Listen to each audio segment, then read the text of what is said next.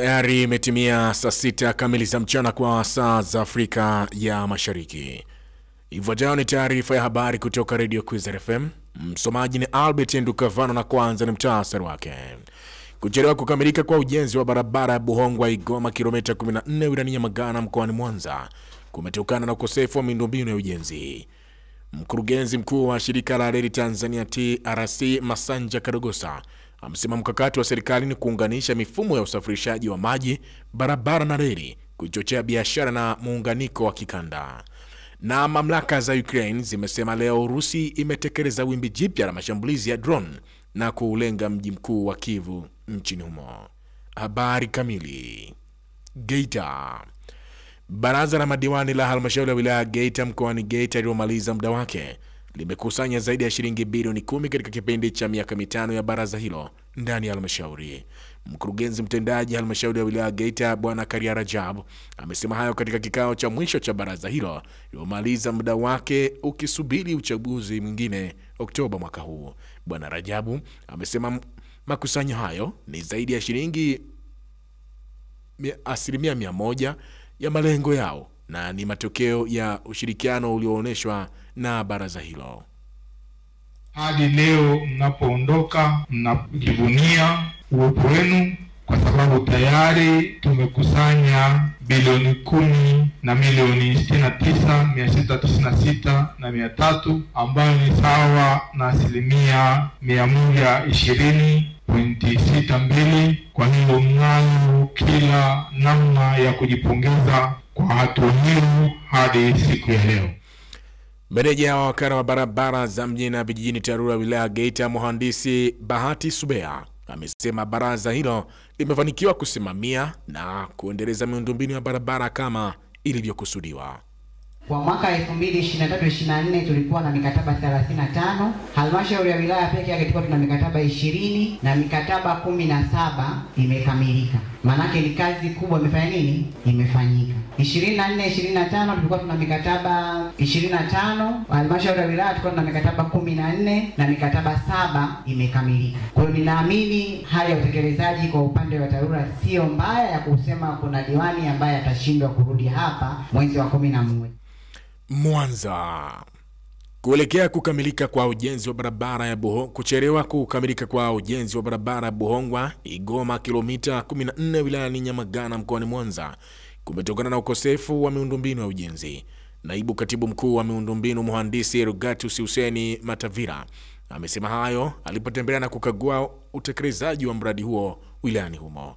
Mhandisi Matavira amesema mradi wa barabara hiyo umefikia 70% na kuagiza mkandarasi au amekamilisha ujenzi huo ndani ya miezi miwili licha ya changamoto hizo. Ambalo linatuchelewesha sisi tunalichukua hili la miundombinu ili tuwe wakati tunaanza tena kunegotiate. Sasa kwa mfano TANESCO walikuwa na bilioni nzima kashusha mpaka milioni 600 na kitu. Sasa hii anza ziwe zinakaa na kukadiria hivi vitu vinavyotakiwa kutoka vikadiliwe mapema, ikubalike na ipigwe hesabu ya wazi, sio iwe taasisi kwa serikali kwa serikali. Mhandisi Matavila amesema mradi huo unatarajiwa utakapokamilika kuhudumia watu na utatatua changamoto ya usafirishaji na usafiri kwa wakazi wa jiji la Mwanza na maeneo jirani. Dar es Salaam.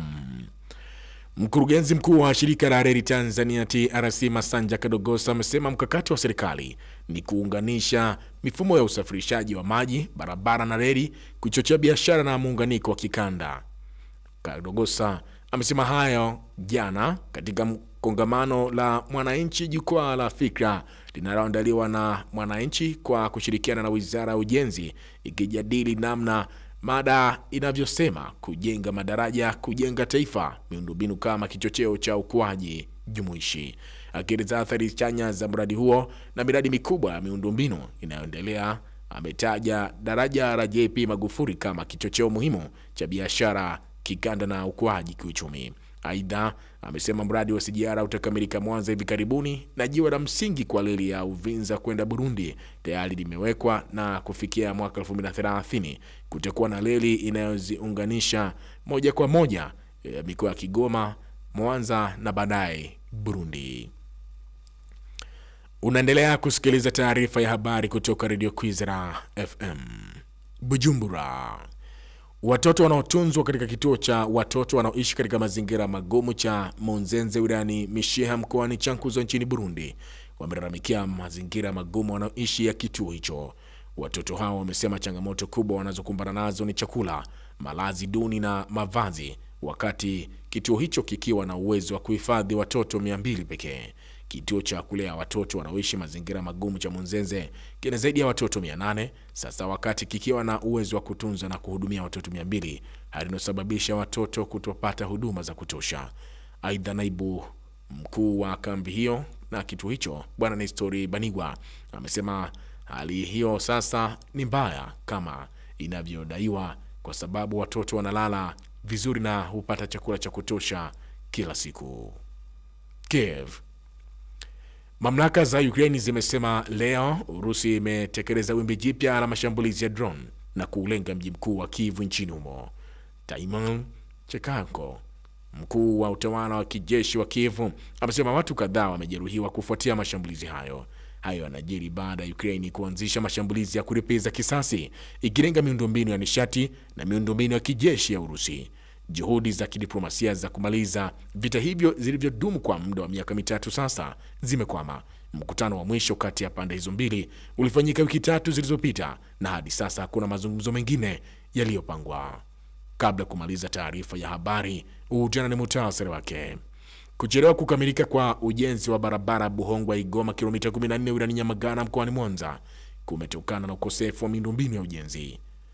Mkurugenzi mkuu wa shirika la reli Tanzania TRC Masanja Kadogosa amesema mkakati wa serikali ni kuunganisha mifumo ya usafirishaji, usafiri wa maji, barabara na reli, kuchochea biashara na muunganiko wa kikanda.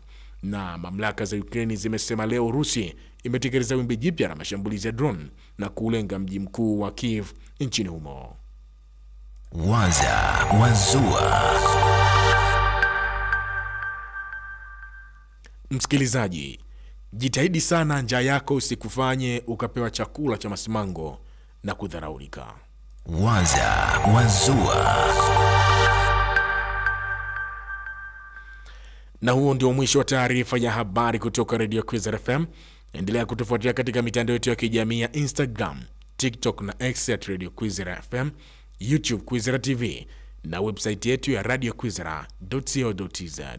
Saa 10 kamili alasiri utaletewa duru habari.